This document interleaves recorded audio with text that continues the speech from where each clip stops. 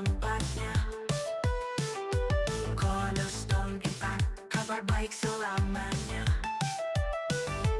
God News datang kini, berita sukacita. Transformasi ini mengubah hidup kita. Shalom saudara sekalian yang dikasihi Tuhan. Mari kita berdoa.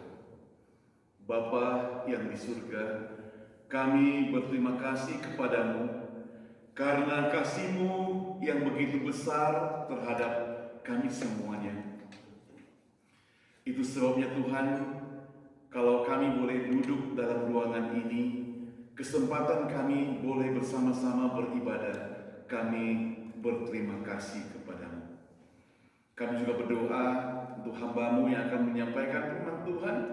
Berikan hikmat yang daripada Tuhan, supaya firman Tuhan yang disampaikan sungguh boleh jadi berkat buat kami semua. Dalam nama Tuhan Yesus kami berdoa. Amin. Jemaat sekalian, mari kita sama-sama membuka Alkitab di dalam Roma pasal 4. Roma 4, kita akan lihat ayat pertama sampai ayat yang kelima. Roma 4, ayat pertama sampai ayat yang kelima. Demikian firman Tuhan. Jadi apakah akan dikatakan tentang Abraham, bapak leluhur jasmani kita?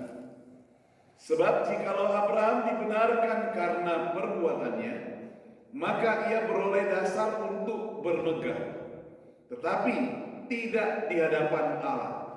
Sebab apakah dikatakan nas Alkitab suci, lalu percayakah Abraham kepada Tuhan dan Tuhan memperhitungkan hal itu kepadanya sebagai kebenaran? Kalau ada orang yang bekerja, upahnya tidak diperhitungkan sebagai hadiah, tetapi sebagai haknya. Tapi kalau ada orang yang tidak bekerja, namun percaya kepada Dia yang membenarkan orang durhaka, imannya diperhitungkan menjadi kebenaran.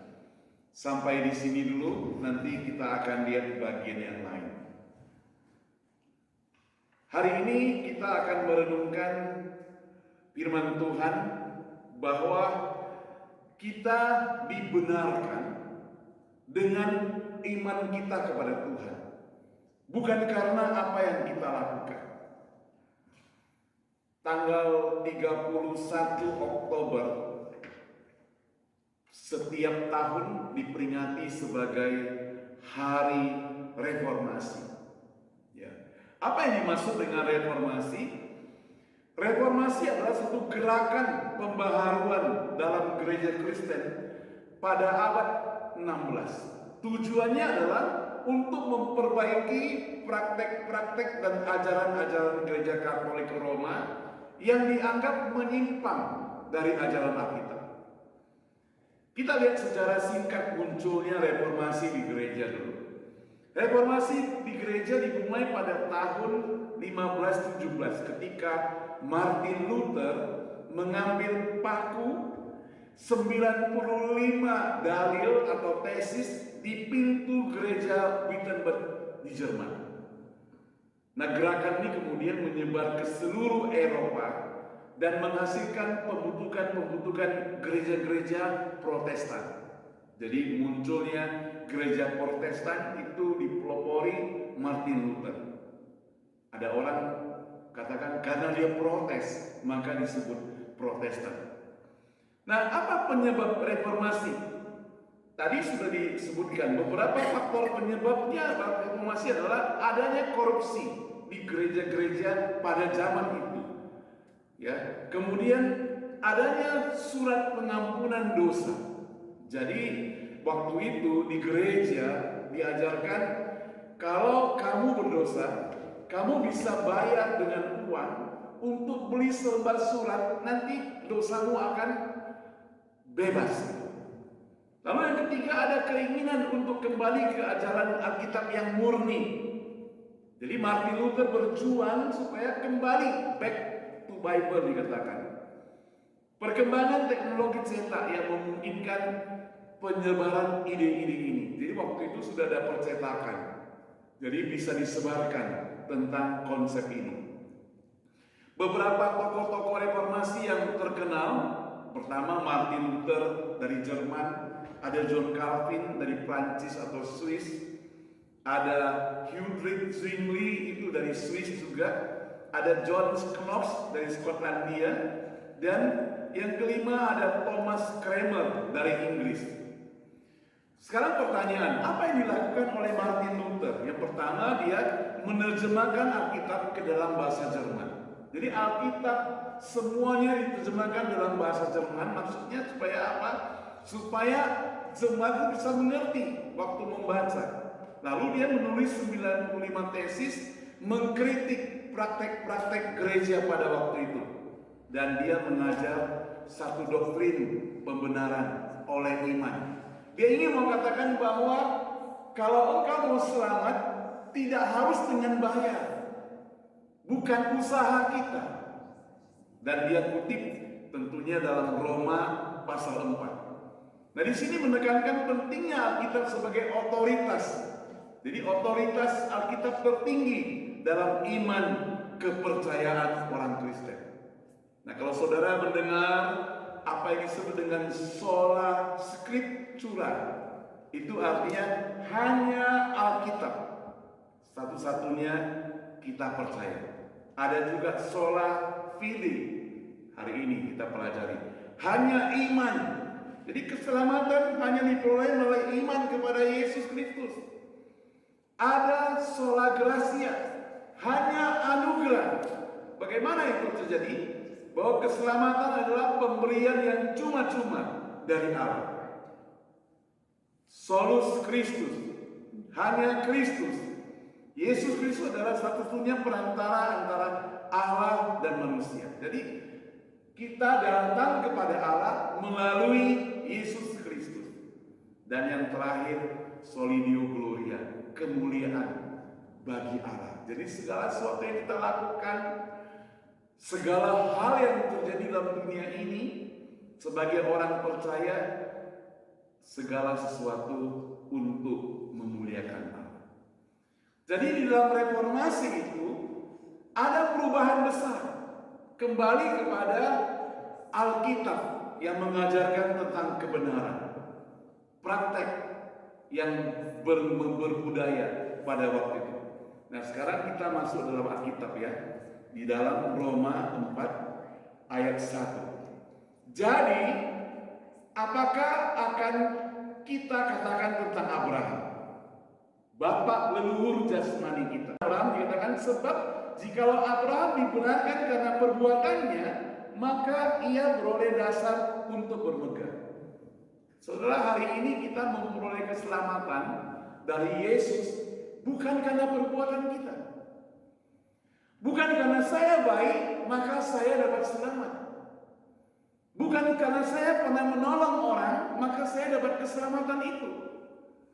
Bukan karena selama di dunia ini saya tidak mencuri, saya tidak berdusta, saya tidak merampok, maka saya itu boleh percaya pada Tuhan mendapat selamat. Bukan. Tetapi apa saudara? Tetapi karena iman. Jadi kalau gara-gara perbuatanku aku bisa selamat, maka saya punya hak untuk sombong, bermegah. Lihat, saya ini baik, maka saya boleh naik ke surga. Lihat, saya pernah menolong orang, maka saya diterima oleh Tuhan. Tapi bukan karena itu. Tapi karena apa? Karena iman kepercayaan itu dasar untuk bermegah. Tetapi tidak di hadapan Allah. Di hadapan Allah itu, kalau di depan manusia bolehlah kita buat baik, orang puji kita. Kita menolong orang, orang puji kita. Tapi di hadapan Allah, perbuatan baik kita itu memang sepatutnya.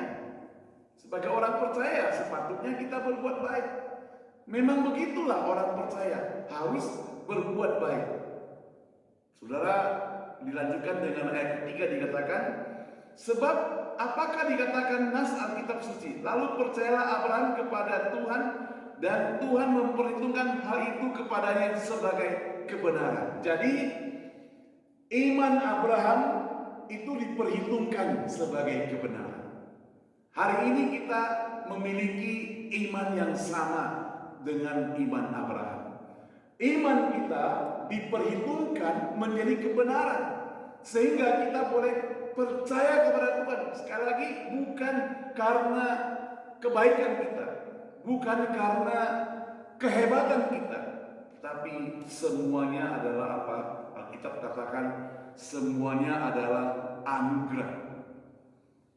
Saudara, kalau saya bekerja, Bapak Ibu bekerja, setiap bulan dapat uang, dapat gaji, itu hak kita.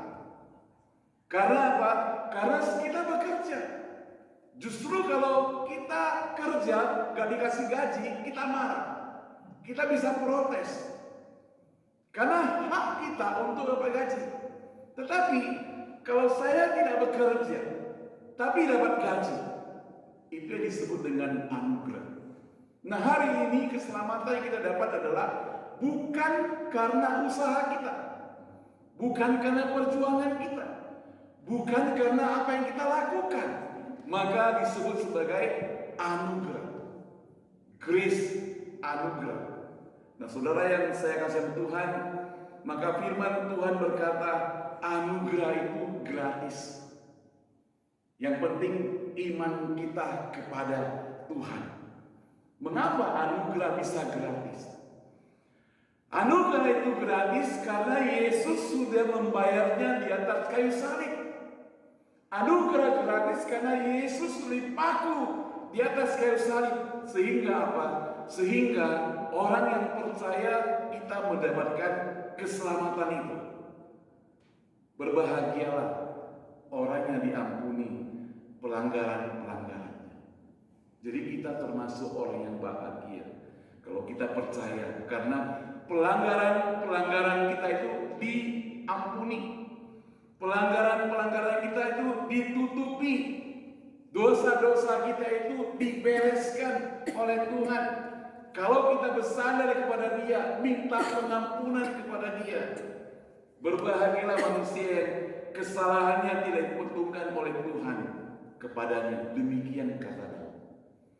Jadi dalam perjanjian lama, Daud juga sudah percaya itu, bahwa dia mendapat keselamatan itu karena dia percaya kepada Tuhan. Maka dia katakan, berbahagia dosaku, berbahagia pelanggaranku diampuni oleh Tuhan. Saudara yang saya kasih Tuhan, maka di dalam materi yang kita sampaikan hari ini disebut sebagai pembenaran melalui iman, bukan melalui perbuatan. Kemudian Abraham disebut sebagai bapak semua orang beriman. Saudara, Abraham menjadi bapak rohani bagi semua orang beriman, yaitu kepada orang Yahudi maupun orang yang non-Yahudi. Sebab bukan karena hukum Taurat telah diberikan janji kepada Abraham dan keturunannya bahwa ia akan menjadi ahli waris dunia, tapi karena kebenaran berdasarkan iman. Bukan karena dia melakukan hukum Taurat, tapi karena iman kepada Tuhan. Saudara, sekali lagi, ritual di gereja itu semuanya itu merupakan ciptaan manusia. Ya, misalnya tata gereja itu semua ciptaan manusia. Tetapi iman itu penting karena hubungan kita langsung dengan Allah. Itu sebabnya maka ritual tidak dapat menyelamatkan kita. Yang bisa menyelamatkan kita hanya apa? Hanya kematian Yesus di atas kayu salib dan bangkit kembali bagi kita. Yang ketiga, saudara, bahwa iman yang teguh dalam menghadapi ketidakmungkin. Saudara, iman Abraham begitu kuat, begitu taat, begitu setia, begitu kokoh, sehingga apa? Sehingga membuat dia itu benar-benar percaya. tidak mustahil. Bayangkan istrinya yang sudah tua hamil anak. Itu iman dari Abraham. Dia begitu setia dan begitu percaya akan hal itu. Dia bawa anaknya yang dikasihinya di atas gunung dan dia mau persembahkan, mau disembelih untuk dikorbankan bagi Allah. Itu imannya yang begitu setia. Sampai-sampai orang yang dikasihinya pun dia mau serahkan kepada Allah. Bayangkan saudara, waktu Allah berjanji kepada Abraham bahwa dia akan punya anak, dia tidak langsung hari itu dapat anak. Dia tunggu 25 tahun. Baru dia dapat anak. Lalu dia besarkan anaknya sampai umurnya kira-kira 25. Lalu Allah suruh serahkan. Jadi 50 tahun imannya mendapatkan sesuatu, yaitu anak. Sekarang disuruh persembahkan kepada Allah. Dia lakukan? Dia lakukan. Kenapa? Karena dia percaya. Dia percaya sekali. Sama seperti kita.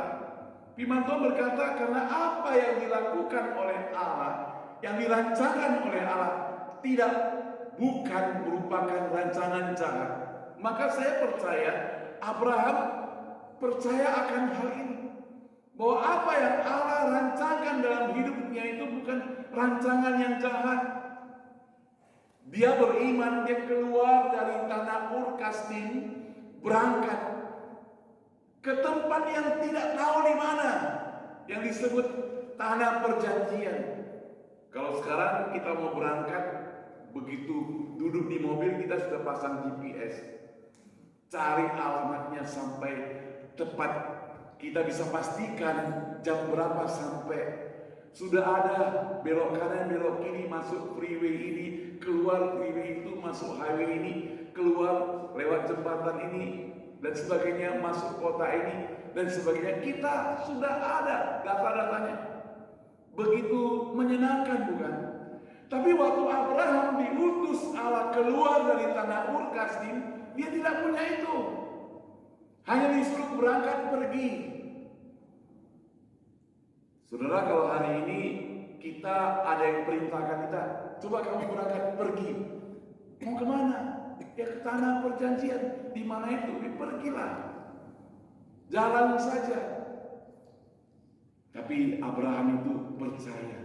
Jadi imannya itu membuat hal yang mungkin tidak mungkin bagi manusia menjadi mungkin, menjadi berhasil, menjadi terwujud dalam realitanya, saudara.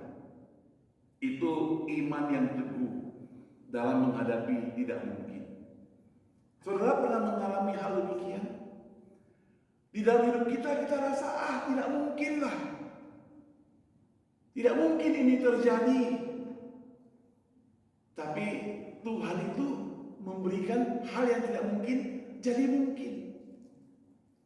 Tuhan tidak mungkin ini. Tapi Tuhan memberikan menjadi mungkin. Saudara, seperti saudara tahu, kita mulai gereja ini juga dari yang tidak mungkin jadi mungkin. Walaupun kita mulainya waktu itu ada satu tempat kita sewa di Delhi City ya. Lalu kita mau dapat tempat lain yang lebih besar, ya kita dapat di tempat ini. Ibu Susan datang kepada pendeta yang tidak kita kenal sama sekali. Datang bicara, datang share, datang mau pinjam tempat, dan kita tidak punya uang juga.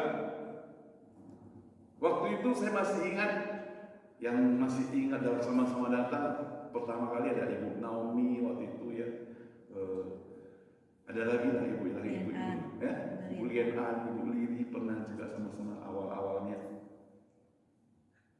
Gereja itu persembahannya 401 bulan. Lalu Kita bayar sewa 350 tambah listrik 50, pas 400. Ya, lucu ya. Ya. Waktu itu pendeta dapat gaji apa? Gak dapat apa-apa selama 7 bulan. Lalu nekat lagi urusan dengan iman, mungkin seperti Abraham ini datang mencari tempat yang lebih besar katanya. Ya, kita dikasih tempat ini, dikasih pinjem. Pendeta tua itu baik, dikasih pinjem 3 bulan. Kalau sudah 3 bulan kalian harus keluar. Tidak kenal, dikasih pinjam 3 bulan. Benar, kita pakai 3 bulan. Dan bulan ketiga saya dan ibu saya dipanggil ke kantor. Nanti siap-siap kalian bulan-bulan ini sudah harus keluar katanya, karena gereja kami tidak menyewakan ke orang lain. Waktu itu kita gak sewa, dikasih gratis 3 bulan. Jadi uang pesemannya kita kumpul-kumpul semuanya, gak dipakai, kita kumpul-kumpul. Lalu pendeta itu bilang, kalian harus keluar. Kita juga bingung mau kemana, sekarang udah senang-senang 3 bulan disuruh keluar ya. Ya, lalu kita tanya, apakah bisa bertahan? Dia bilang bisa. Ya. Syaratnya apa? Kita tanya. Syaratnya dibilang kepada saya, Anda harus jadi pendeta kami. Ya kita juga bingung. Saya bilang, gimana jadi pendeta? Waktu itu kita gak punya anggota, karena anggotanya saya, Ibu Susan, 2 orang anak, 1 penyambut tamu, 1 main musik gitu ya, anak sekolah minggu punya, dan tambah beberapa teman-teman gitu. Gak apa-apa, yang penting kita layani. Ya. Maka akhirnya ibu saya join dengan gereja ini sampai hari ini. Walaupun Tuhan memberkati, tidak gampang lah perjalanan hidupnya, tapi yang penting teman-teman tetap setia. Kita bisa lihat hal seperti Abraham. Dengan iman, kalau kita sama-sama dengan iman yang teguh, kita bisa menghadapi yang tidak mungkin terjadi. Saya tidak bisa bahasa Kantonis, gereja ini gereja Kantonis. Mereka gak kenal kita Indonesia, mereka gak bisa bahasa Indonesia, tapi kita bisa masuk ke sini. Itu kan satu keajaiban yang terjadi. Jadi luar biasa. Kalau share bagian ini, saya selalu mau bersyukur pada Tuhan. Ya, Tuhan, Engkau hebat, luar biasa. Ini salah satu yang kita sama-sama sebagai cornerstone teman-teman hadapi kenyataannya. Dan saya yakin pribadi-pribadi saudara itu punya kesaksian yang beda. Dari hal yang tidak mungkin, tapi jadi mungkin. Ada orang bersaksi dia sebenarnya tidak mungkin bisa datang ke Amerika, tapi mungkin tinggal sini. Malah sekarang sudah jadi warga negara Amerika. Yang tidak masuk akal. Tapi dengan iman kepada Tuhan bisa menjadi mungkin. Dan Abraham telah menjalaninya melalui perjalanan imannya itu. Yang kelima, saudara, apa yang bisa kita pelajari bagi orang percaya? Pembenaran dengan iman ini adalah model yang harus diteladani semua orang percaya. Sebab itu janji itu berlaku bagi semua keturunan Abraham, bukan hanya bagi mereka yang hidup dari hukum Taurat, tetapi juga bagi mereka yang hidup dari iman Abraham. Sebab Abraham adalah bapak kita semua. Paulus menegaskan bahwa prinsip pembenaran oleh iman berlaku bagi semua orang percaya, saya dan saudara. Nah, kalau kita sama-sama orang yang percaya, maka kita mesti hidup dalam iman yang setia kepada Tuhan. Orang yang hidup dengan iman yang setia pada Tuhan, dia fokusnya kepada Tuhan. Bukan fokusnya pada urusan orang lain, bukan ya. Fokusnya sudah pada Tuhan. Orang yang fokus pada Tuhan, tetap setia pada Tuhan, yang disebut dengan melayani Tuhan, Tuhan ubah hidup kita. Kalau dulu sedikit-sedikit suka sakit hati gitu ya, sekarang jadi sakit hati sedikit-sedikit, bukan ya. Sekarang menjadi tidak lagi. Kalau dulu gampang marah, ada perubahan, reformasi dalam hidup kita. Sekarang enggak lagi. Kalau dulu kita suka, mungkin ada yang masih punya latar belakang yang suka merokok dan sebagainya. Ada perubahan dalam hidupnya, dia akan tinggalkan semuanya, dia akan buang jauh-jauh semuanya. Karena iman membuat kita perubahan, namanya juga reformasi. Reformasi itu perubahan. Perubahan dalam seluruh hidup kita, pribadi kita. Berubah menjadi lebih baik, berubah menjadi lebih setia, berubah menjadi lebih mengasihi, berubah menjadi lebih teguh. Kalau dulu mungkin iman kita on off, seperti ada promosi satu lampu neon, dulu di Indonesia ada promosi Philip. Philip itu terang terus dikatakan, terus terang, ya. Terang terus terang. Iman orang yang gak seperti Philip, dia akan kedap-kedip. Sebentar hidup, sebentar mati. Kita jengkel gak kalau kita di rumah dapat lampu hidup mati. Nah kalau iman kita hidup mati, sebentar percaya, sebentar tidak, sebentar semangat, sebentar enggak, sebentar begitu kokoh, begitu sukacita, gembira, tiba-tiba sakit hati, tiba-tiba marah. Kedap-kedip bisa membuat kita tidak senang, bukan? Kita mau terang terus terang, selalu bersemangat, maju terus, tetap setia, tetap teguh, iman kepada Tuhan tidak berubah. Amin, saudara. Kita berdoalah, Tuhan Yesus begitu mengasihi kita. Kalau dia kemarin mengasihi kita, hari ini tiba-tiba batal kasihnya, kan gawat. Dia mengasihi kita selama-lamanya. Tapi yang sering kali adalah kita mengasihi dia sering berubah-ubah. Maka ada lagu Tuhan Yesus tidak berubah. Tuhan Yesus tidak berubah, tak berubah selama-lamanya. Tapi manusia, aku berubah. Ya. Tapi harus berubah lebih baik. Lagu tadi lagu positif. Aku berubah jadi baik. Tapi ada lagu